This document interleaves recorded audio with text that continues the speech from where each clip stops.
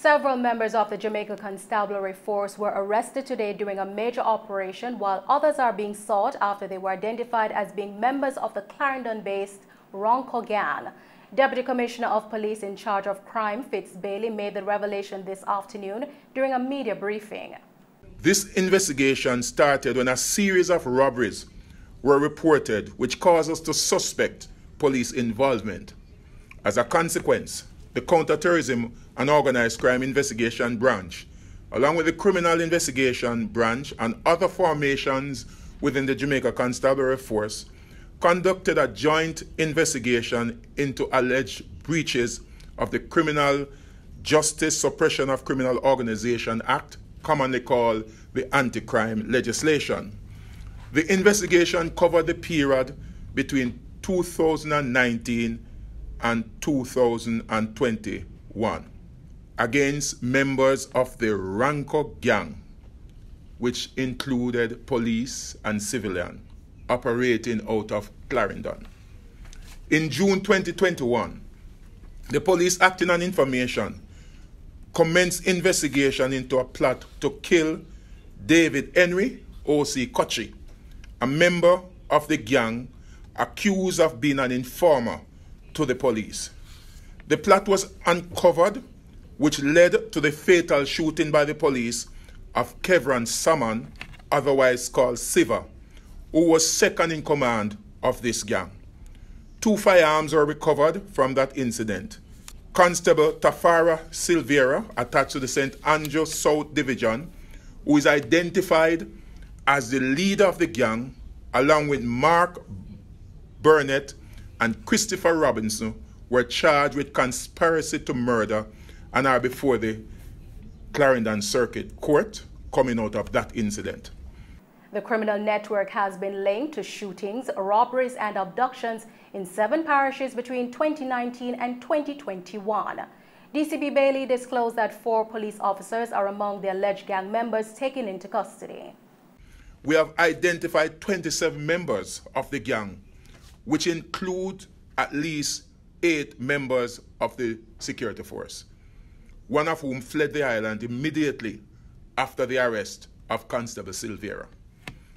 This morning, the Counterterrorism and Organized Crime Division branch, supported by the Clarendon Police, conducted several operations across the island, and the following members of the gang were arrested: Constable Tesh Neil Francis, O.C. Franco, Constable Danilo Barnes, Constable Roy Morris, David Henry, O.C. Kochi, Ovid Mackenzie, Nicholas Simpson, O.C. Nick, Tevin Enriquez, O.C. Drivey, or Gadgets, Gary Oakley, Jacette Brown, O.C. Robaduck, Nicole Simpson, Tiffany Simpson.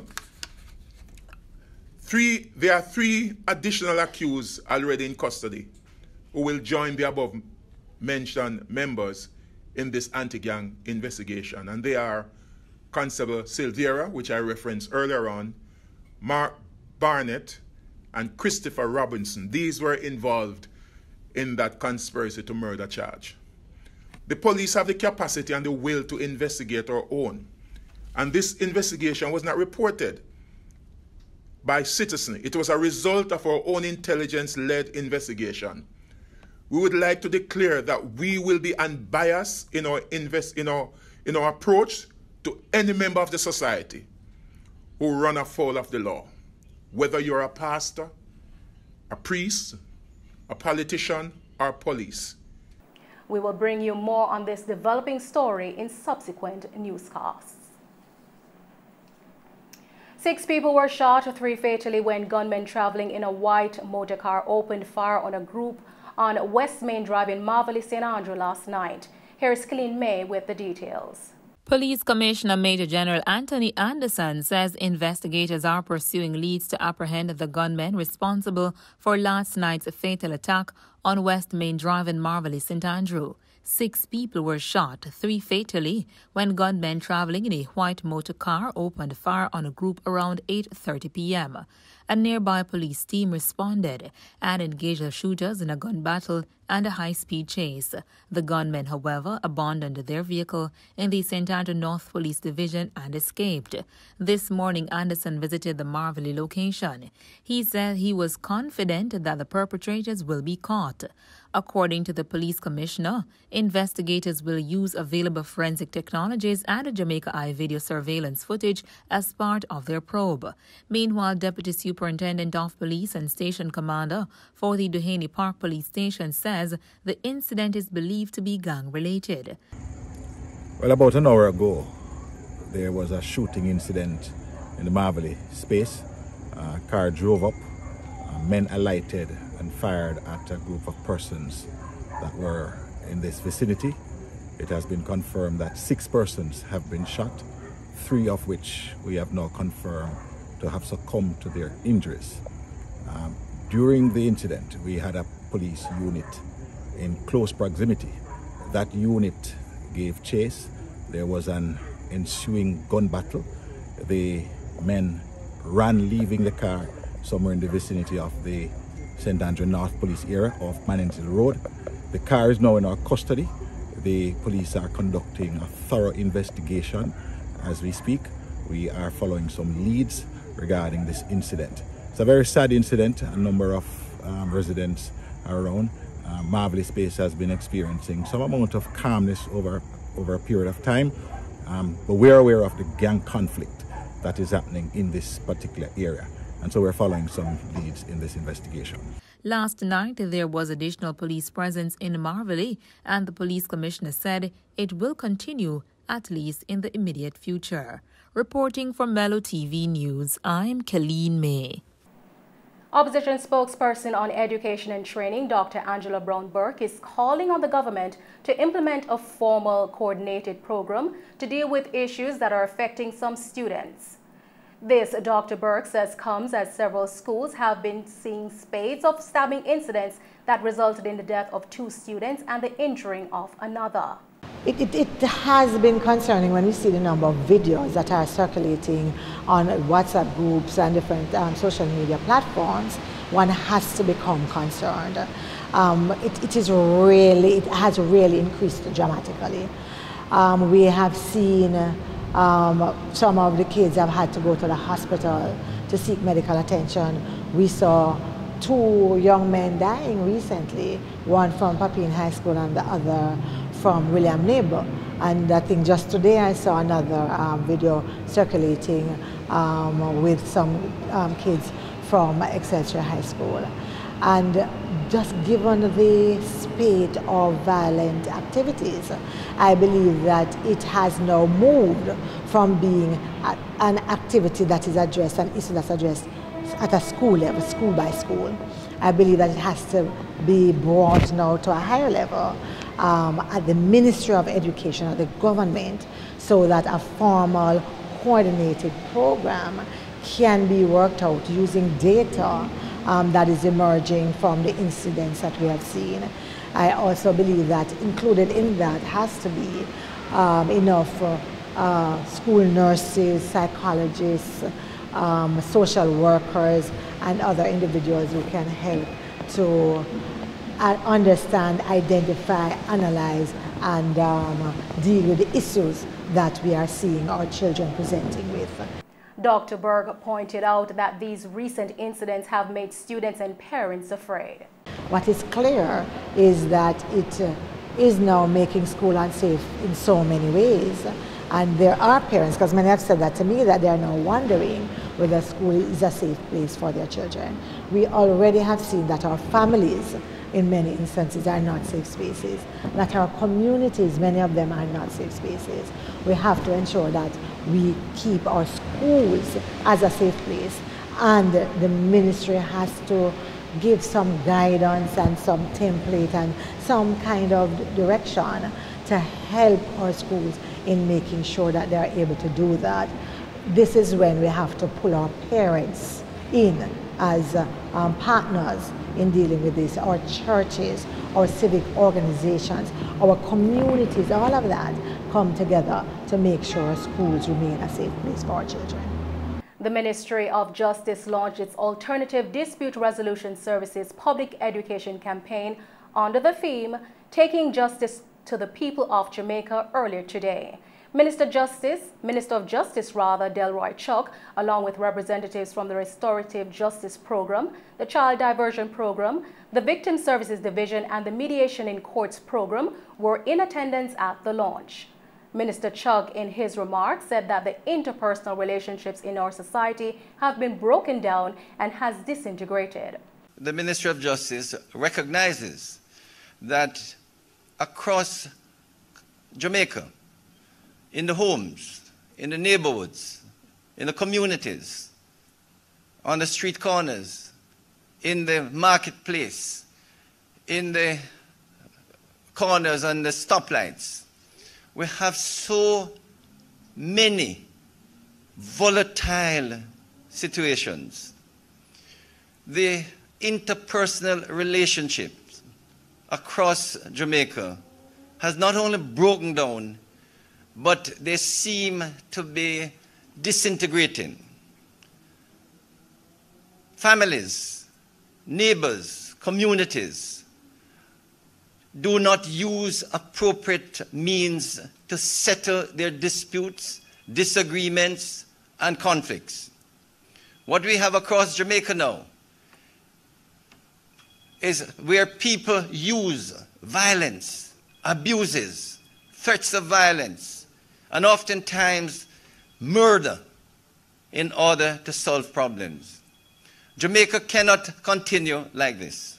He pointed out that if appropriate means are used to settle grievances, there would be less conflicts in society.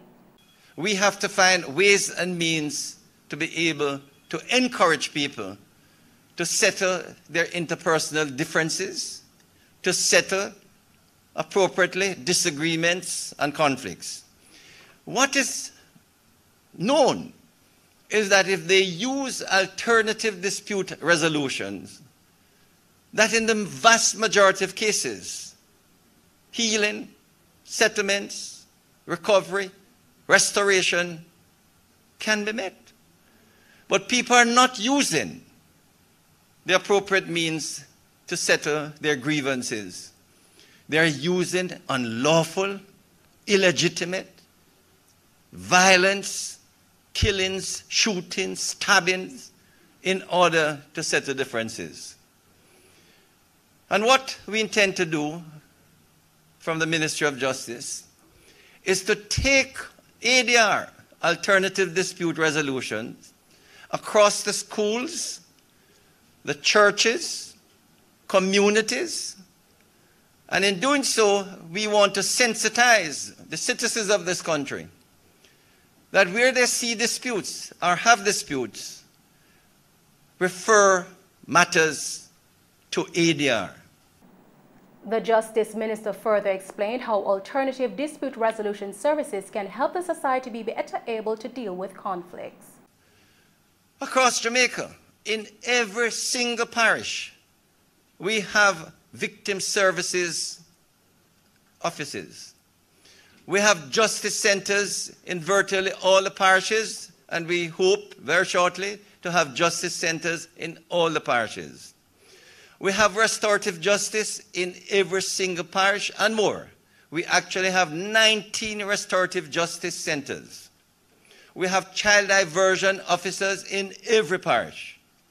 When you see and hear the counseling that have been provided by victim services, where abused members of families and of community members have been counseled, these are victims who think of suicides, think of retaliation, think of using violence or employing gunmen to take care of the offenders, who have been counseled so that they can avoid reprisal and using unlawful means to get back at the offender.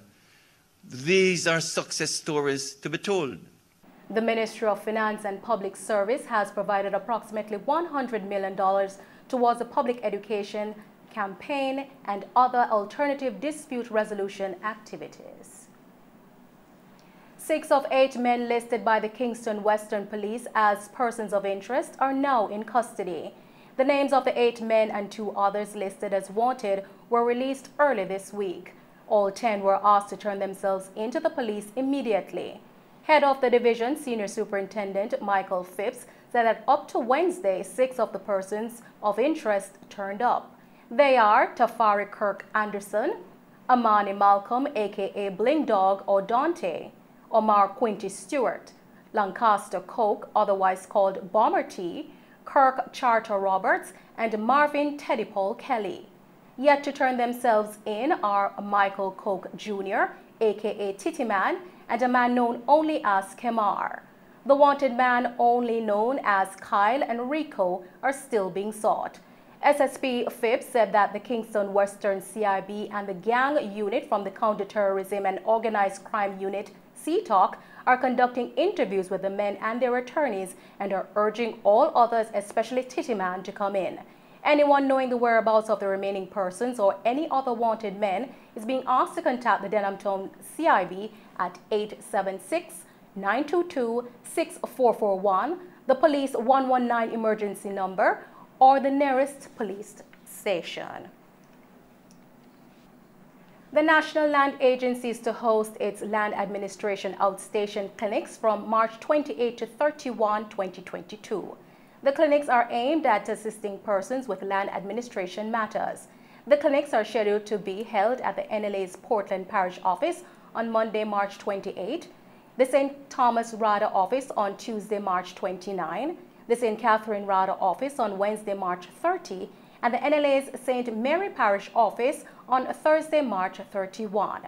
Chief Executive Officer and Commissioner of Lands at the National Land Agency, Cherise Walcott, notes that the hosting of these clinics aligns with the agency's mission to establish an efficient and transparent land titling system that guarantees security of tenure. The National Land Agency is reminding persons who will be attending the upcoming outstation clinics to wear a mask and to comply with the COVID-19 preventative measures that will be implemented. The project areas for the land administration and management operations are St. Catherine, excluding Portmore, St. Mary, Portland, St. Thomas, and sections of Kingston and St. Andrew. Jamaica Social Investment Fund launched the Salt Spring Enterprise Grant Cycle 2 at the Salt Spring Park and Green Space earlier today. Here's Clean May with more in this report. In keeping with the government of Jamaica's thrust to provide economic support to micro-enterprises and ultimately contribute to overall economic growth in the island, grant funding totaling $5,850,000 Jamaican dollars will be made available through the JSIF-implemented Government of Jamaica Integrated Community Development Project Phase 2, ICDP2. JSIF launched the program earlier today at the Salt Spring Park and Green Space in Salt Spring, Montego Bay.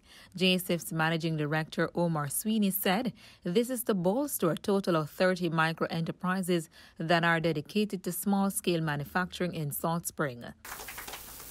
As a part of the Integrated Community Development Project, a project funded through the government of Jamaica, 30 small micro-business owners in the community of Salt Spring will receive grants to support and enhance their business. That's what we're doing today. All right. Their business ranges from manufacturing, agriculture and livestock rearing, fishery, agro-processing, food services, fashion, garment construction, furniture making, upholstery, beauty care services, multimedia and entertainment, and car care services. Right? And that's the diversity of businesses that persons are involved with here. And it's a diversity of persons, young people, right? People with potential, entrepreneurs. And we do these investments not as a handout, right? This is not a cash grant, right? Their business is assessed. We look at the viability of the business. We look at the thing that is missing that they would need to leverage the business to another level. Mr. Sweeney explained that follow-up will be done and additional provision will be given. When you do investments of this kind, follow-up is important, right? Since we have carried out the cycle 2 of the program, more than 45 enterprises have benefited to the tune of over $8 million. But we do follow up, right? So the same way that we would have approached and checked on the business at the beginning, while it is ongoing, while the investments are being done, we follow up, and when we have finished the investments, we follow up. But I'm also here to tell you that we have had a single case, one single case of a person who chose to no longer be in business, and they decided to sell the equipment that was granted to them. It was uncovered by our own processes of follow-up, and we have taken the steps to recover the amounts. And my message here to you today is that if you encounter that decision as the beneficiaries, JSIF, the government, is here to either provide additional support or give you the right alternative of what to do, because somebody else could need that help. JSIF Senior Manager Mona Suho outlined the application process and breakdown. In Salt Spring, in Cycle 1, we were assisted significantly by the CDC and a number of other stakeholders, and we got an application for 37 entrepreneurs applied, and 15 entrepreneurs benefited in Cycle 1. In fact, more males than females benefited. We had 9 males and 6 females. The grant amount was for $2.4 million and an average grant amount of $160,000.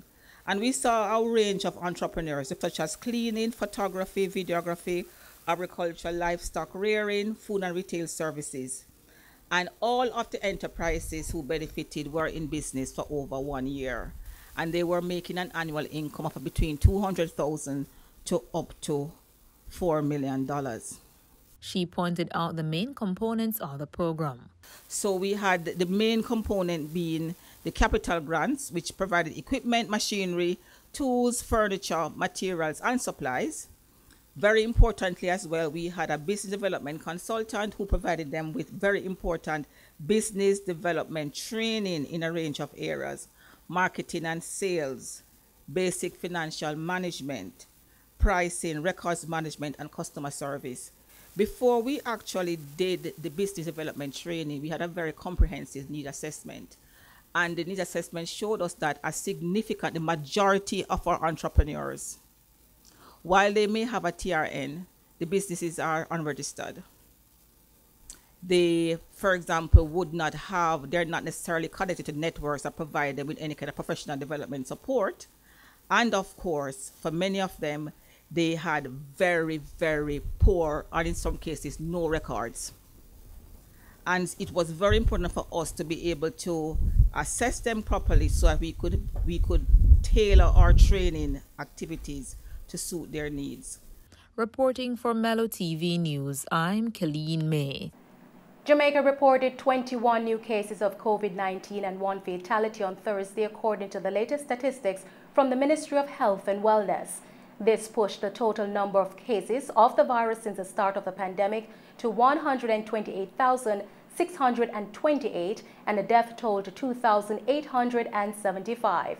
The country also recorded 169 new recoveries, bringing the total number of recoveries to 80,673 and 212 confirmed active cases on the island. Of the newly reported cases, there were 8 females and 13 males with ages ranging from 1 to 82 years. The cases were recorded in St. James 4, Kingston and St. Andrew 4, St. Anne 4, Clarendon 2, Manchester 1, Trelawney 1, and Westmoreland 1.